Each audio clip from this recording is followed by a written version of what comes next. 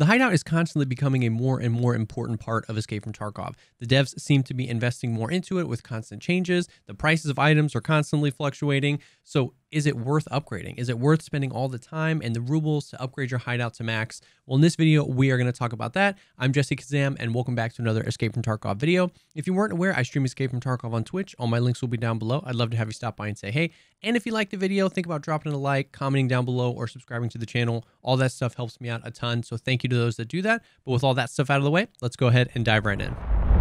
So as a disclaimer here, anytime we talk about if anything is worth it, we always have to kind of throw this out there that different people can engage with the game in different ways, and that's not bad, but that means that something might be worth it to me and not worth it to you. I know people personally that literally never touch the hideout the entire wipe, and Escape from Tarkov is still their favorite game. And I know people that rarely go into raids, but are constantly in their hideout crafting things, leveling up those skills, being able to craft more things, and sell that stuff on the flea market and make money and everything in between. So worth it is kind of relative. You kind of have to decide if this is how you like to engage with the game. It seems pretty obvious that they're pushing more this way with the new crafts that they added and how they adjust things outside of the hideout. It seems like they're pushing this way. We've heard them talk about the hideout expanding eventually. So it seems like they're going to be pushing this way. So I feel like it's worth talking about. And then additionally, I don't have any sort of like insider streamer knowledge about any of that or the trades that they make or the barters that they do. I don't talk to Nikita, so this is just kind of me speculating. Now, the hideout has seen some pretty significant changes recently, which has kind of prompted me to make this video. They're constantly adding new crafts and adjusting the crafts that requirements, what you need to craft those things. Certain things that have really shocked the hideout and kind of like rocked if it's worth upgrading or not is the price of fuel. So fuel is now insanely expensive, somewhere between 200,000 and 300,000 rubles, depending on which one you get. The small ones are up to 300K. The big ones are 4. This is the most I've seen it. So they have dramatically reduced the amount of fuel that spawns in raid, which means the fuel is incredibly expensive, which means it's really expensive to keep your hideout up and running. And then additionally, what adjusts that fuel consumption, the solar panel, has become insanely expensive. I have it upgraded so I can't sort of the requirements. They're on the wiki. It's 4 of the AESA phase array elements, and each of those, the last time I checked, were up to 1.6 to 1.9 million rubles. So that's almost 8 million rubles right there. You need 25,000 euros, which is an insane amount of money as well. So getting to solar panel up and running is insanely expensive. So a lot of people have either given up on it or just kind of, if they find a fuel, they'll throw it in, but they're not too worried about the hideout. So that's what led me to ask the question, is it even still worth upgrading? So you can engage with the hideout in different ways, which we're going to talk about. But the first and kind of most important thing here is the Bitcoin farm. That's kind of like the meat of, I don't know if it's why these things are happening. I don't know if they're making changes because of how the Bitcoin farm is interacting, but it seems like that's what partially balances this out. So because the Bitcoin in game right now resides over 600,000 rubles per Bitcoin, that I feel like is a driving force for this. 600,000 rubles. That means every time that your hideout produces 3 Bitcoin, up to 3, that's like 1.8 million rubles right there. Now, last wipe, especially in the beginning to middle of last wipe, the common knowledge was it was very worth upgrading the hideout and getting the Bitcoin farm. And the Bitcoins were like 1 to 200,000 rubles a piece. I remember when it reached 250, everybody was freaking out.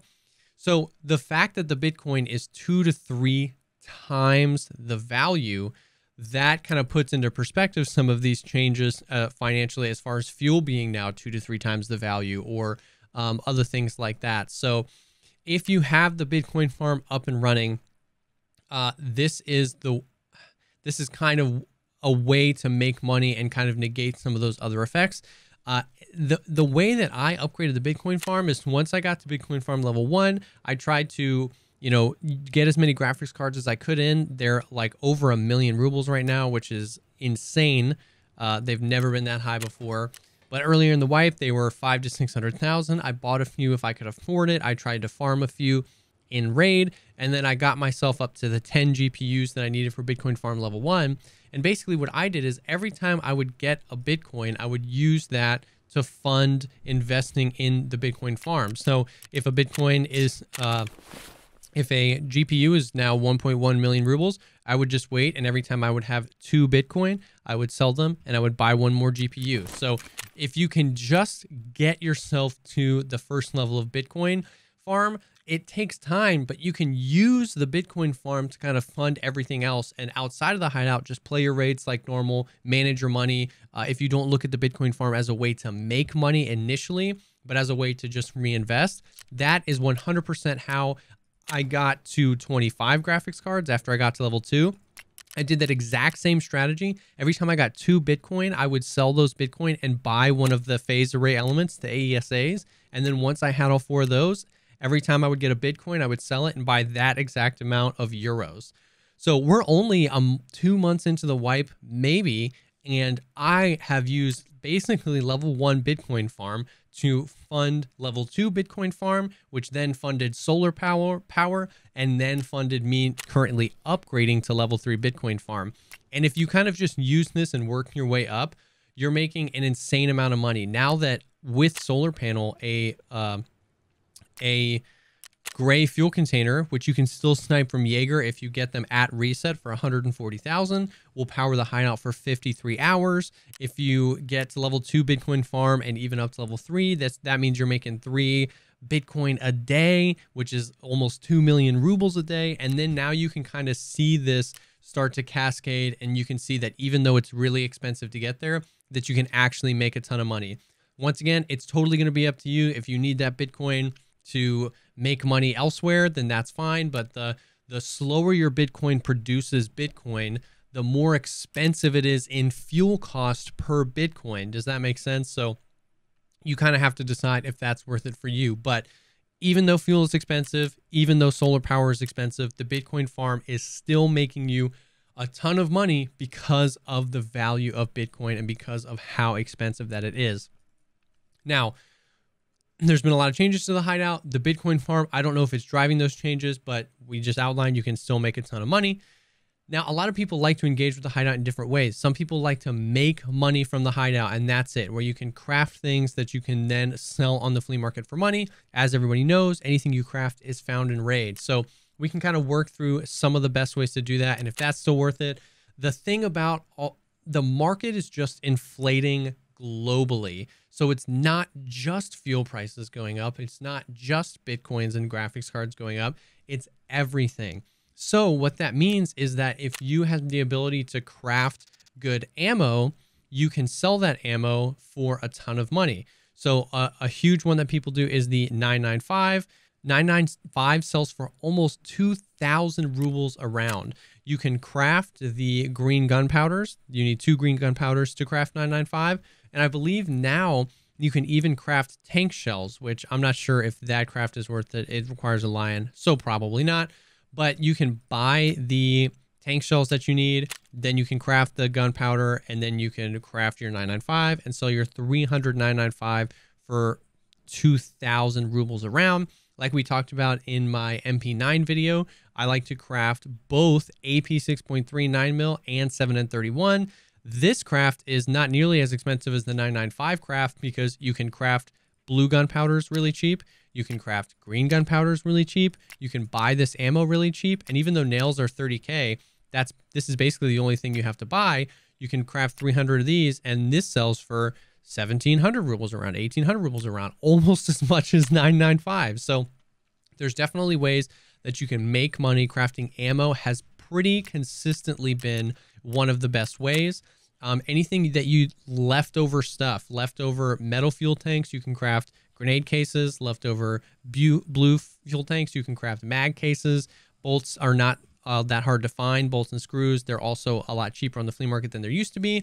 And grenade cases still sell for over 300K, and mag boxes still sell for over 400K because not everybody's done Shooter Born in Heaven. So that's a great way to make money. The Intel Center is absolutely a great way for you to make money. You can craft graphics cards, and it's actually not as expensive as people think. You can craft the VPXs with a G phone and SSD and RAM. These are all incredibly common items in the game.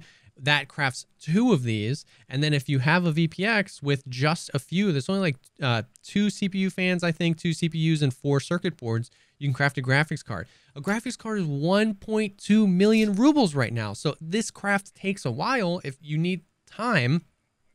But with this craft, you can get 2 VPXs. That's 80% of the cost of crafting 2 graphics cards. It takes a bunch of time, but this is a ton of money. So as you can see, if you're stacking this stuff on top of the Bitcoin farm, like if you already have the graphics cards you need, or if you're not looking to upgrade your Bitcoin farm, if you're crafting ammo, if you're crafting GPUs, you're really starting to be able to make some money. The water collectors are in a really interesting spot from a money perspective. The water filters are over 100K a piece right now. The sugars are 60K a piece right now. And the moonshine only sells for 250K. So you're basically not making any money by doing this.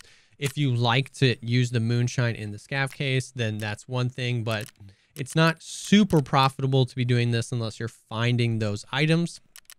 The med case isn't really a way to make a ton of money. We're actually going to talk about the LEDX craft here in a bit, but it's a great way to just be crafting meds that you need. So those are the big ways when we're talking about engaging with the hideout in a way to make money.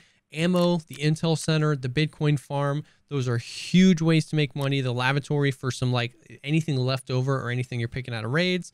The scav case is really hit or miss. It's not a reliable way to make money. It's really expensive to get going. And you need really expensive items like Intel, super expensive, moonshine, super expensive. And it's not worth crafting the scav case if you're only going to do the 7,000 ruble one. At least if you're strapped for cash. If you got a ton of money, totally do it. But so a lot of people engage with it to make money. A different way to engage with the hideout is for questing. One of the major changes that they've done to the hideout recently is added a ton of quest items. The lavatory has a ton of the cloths that you need for the textile quests, black rocks for found in raid black rocks, paracord, corrugated hoses. I mean, this is a really cool way, a cool thing that they have done. You can craft wires, you can craft T-plugs, you can craft a ton of stuff that you need for quests. And this is really cool. This is another reason why I think that they're kind of pushing and leaning into the hideout as a long-term gameplay loop, because this helps a lot with the quests. And then some of the really big ticket items, like we were talking about, the LEDX. You can craft the LEDX now. This is not worth it from a financial perspective. You can buy all this stuff off the flea market. It is 100% not worth it. The value, I mean, these alone, RFIDs are 500,000. That's 1.5 million rubles just to buy those 3. And the LEDX itself is only 720,000.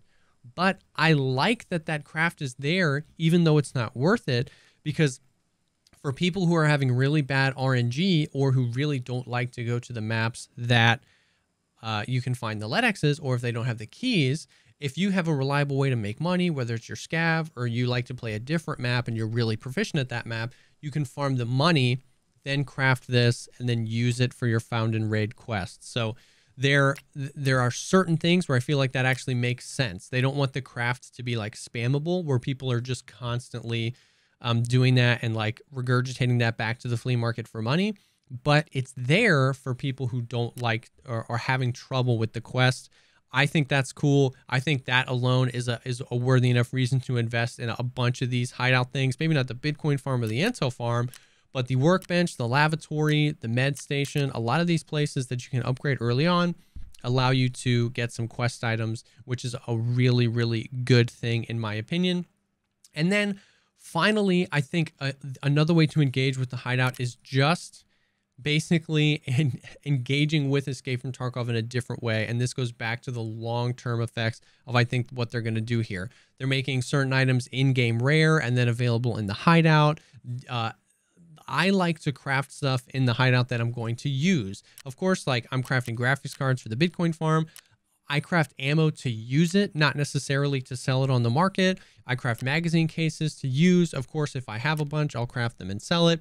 It's like a mixture where you're not engaging with Tarkov from a pure profit perspective of all I want to do is just amass wealth, but more so like It might cause me to use different gear or use different guns because I can craft good ammo or use this or use that.